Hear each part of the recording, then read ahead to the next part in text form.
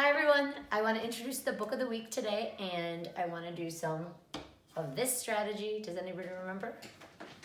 It's predicting, and it's when we take clues from the text and make a smart guess about what happens. Before you read the new book, I want to tell you about the two tricky words. Our first tricky word is amble. And amble means to walk or move at a slow, relaxed pace. And I'm going to demonstrate. I'm going to amble on over. Okay, and our next tricky word is concern, to be anxious or worried.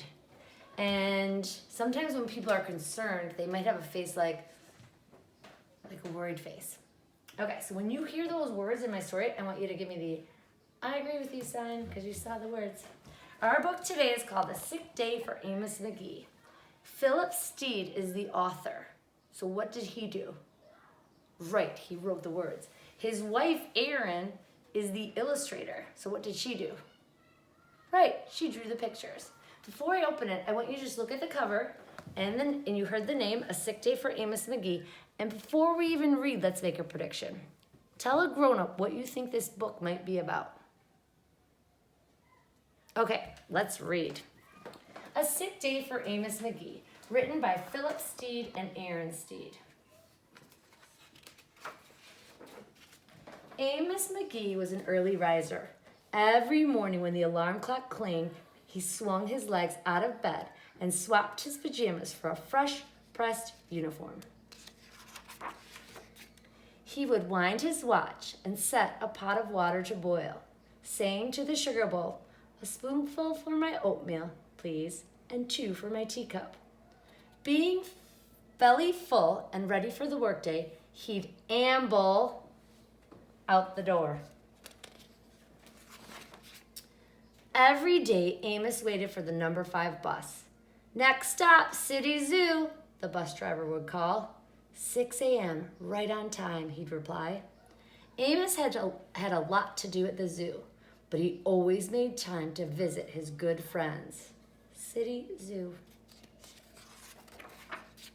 He would play chess with the elephant, who thought and thought before making a move.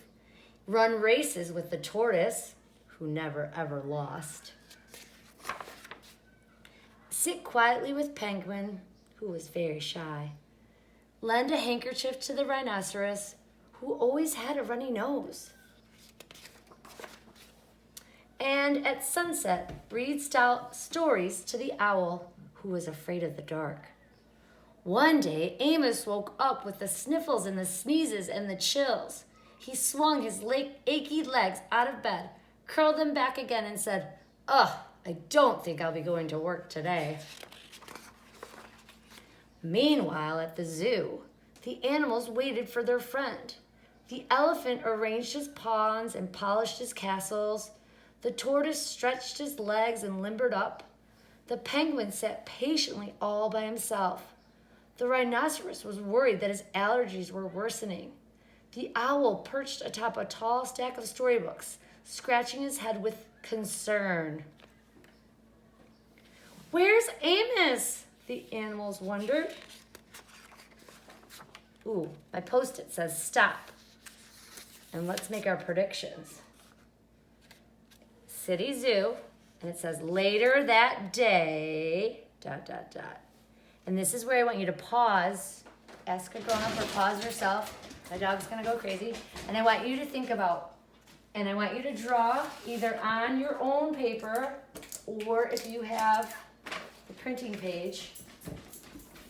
It says readers make predictions when they read. Where do you think the animals are going? And right now, I want you to draw your prediction. Where are they going? Okay, now pause. Okay, welcome back. And I'm going to finish reading, and then we'll see if your prediction really happened or if the author surprised you, and we'll write our sentence. And I don't know what I did with my Sharpie. Okay. So later that day,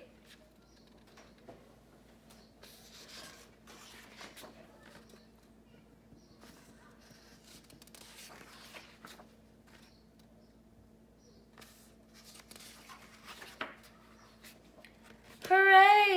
My good friends are here. The elephant prepared a game of chess. Amos thought and thought before making a move. I'm too tired to run races today, said Amos to the tortoise. Let's play hide and seek instead. The tortoise hid inside his shell. Amos hid beneath the covers. Amos yawned. I could use a nap. The penguin sat quietly, keeping Amos's feet warm. Achoo! Amos awoke with a sneeze. The rhinoceros was ready with a handkerchief. I'm beginning to feel much better, thank you, said Amos to his friends. He swung his legs out of bed. Perhaps we'll share a pot of tea. Amos wound his alarm clock. It's getting late, he said. After all, we have a morning bus to catch. So Amos said goodnight to the elephant, and goodnight to the tortoise, and goodnight to the penguin, and goodnight to the rhinoceros, and goodnight to the owl, who, knowing that Amos was afraid of the dark, read a story aloud before turning out the light. Oh, such a good story. The end. All right, I want you to think about your prediction, and I'm going to write the sentence about what happened, but I have to get my Sharpie. Sorry. Okay. Where do you think the animals were going? Yes. And I have these words, so I'm going to use them. I'm going to say the animals were going to visit Amos. Okay, let's start. The, word, wall, word. T-H-E. And I made it uppercase because, tell a grown up. Right, it's the beginning of a sentence. Every sentence starts with uppercase. The animals were, W, the animals were going. Now going was right here, but that's our word wall word, go, with the ing. What's ing again? Yep, I-N-G. Word wall word two. And visit, I, right, is, t.